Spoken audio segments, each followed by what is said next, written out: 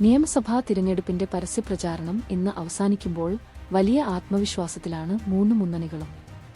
March 15-ന് തിരഞ്ഞെടുപ്പ് പ്രഖ്യാപനം വന്നതുമുതൽ എണ്ണയിട്ട യന്ത്രം പോലെ സംഘടനാ സംവിധാനം ചലിപ്പിച്ച് അവകാശവാദങ്ങളും ഭരണനേട്ടങ്ങളും ജനങ്ങൾക്കു മുന്നിൽ സമർപ്പിച്ച് വിജയതീരമണയാൻ കഴിയുമെന്ന പ്രതീക്ഷയിലാണ് പാർട്ടികൾ.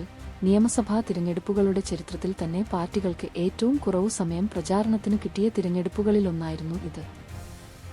വിവിധ സംസ്ഥാനങ്ങളിലെ മുഖ്യമന്ത്രിമാർ ഉൾപ്പെടെ ദേശീയ നേതാക്കൾ പറന്നിറങ്ങിയ പ്രചാരണത്തിൽ കോൺഗ്രസിനു വേണ്ടി രാഹുൽ ഗാന്ധിയും പ്രിയങ്കയും എൻഡിഎയ്ക്കു വേണ്ടി പ്രധാനമന്ത്രി നരേന്ദ്രമോദിയും ആഭ്യന്തരമന്ത്രി അമിത് ഷായും ഉൾപ്പെടെ കളത്തിലിറങ്ങിയപ്പോൾ എൽഡിഎഫിനെ മുന്നിൽ നിന്നു നയിച്ചത് മുഖ്യമന്ത്രി പിണറായി വിജയനാണ്. 2,71,42,952 വോട്ടർമാരാണ് ഇക്കുറി വിധി നിർണയിക്കുന്നത്. വനിതാ വോട്ടർമാരാണ് കൂടുതൽ. 1,32,20,811 പുരുഷ വോട്ടർമാരും ഭിന്നലിംഗക്കാരായ 273 വോട്ടർമാരുമുണ്ട്. ഇതിൽ 2,42,93 പേർ പ്രവാസി വോട്ടർമാരാണ്. 18-19 പ്രായപരിധിയിലുള്ള 4,66,408 വോട്ടർമാരും 20-29 പ്രായത്തിൽ 45,72,783 വോട്ടർമാരുമുണ്ട്. 40-49 പ്രായപരിധിയിലാണ് ഏറ്റവും കൂടുതൽ വോട്ടർമാർ 56,32,036 പേര്.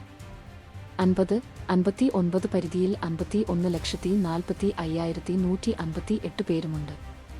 100 വയസ്സിനു മുകളിൽ പ്രായമുള്ള 1,555 വോട്ടർമാരാണുള്ളത്. ചരിത്രത്തിലെ തന്നെ ഏറ്റവും ശക്തമായ ത്രികോണ മത്സരം അരങ്ങേറുന്ന തിരഞ്ഞെടുപ്പിൽ 10 വർഷത്തെ ഭരണനേട്ടം മുൻനിർത്തി മൂന്നാം വട്ടവും അധികാരത്തിലെത്താനാണ് എൽഡിഎഫ് ശ്രമിക്കുന്നത്. സകലരംഗത്തും ഭരണവിരുദ്ധ വികാരം പ്രകടമാണെന്നും മാറ്റം അനിവാര്യമാണെന്ന വിധിയെഴുത്താവും വോട്ടർമാരുടെ ഭാഗത്തുനിന്ന് ഉണ്ടാകുക എന്ന ആത്മവിശ്വാസത്തിലാണ് യുഡിഎഫ്. പ്രധാനമന്ത്രി നരേന്ദ്ര മോദിയുടെയും കേന്ദ്ര സർക്കാരിന്റെയും പ്രവർത്തന മികവ് കേരളത്തിൽ വീണ്ടും അക്കൗണ്ട് തുറക്കാനും കരുത്തുകാട്ടാനും അവസരമൊരുക്കുമെന്ന പ്രതീക്ഷയാണ് എൻഡിഎയ്ക്കുള്ളത്.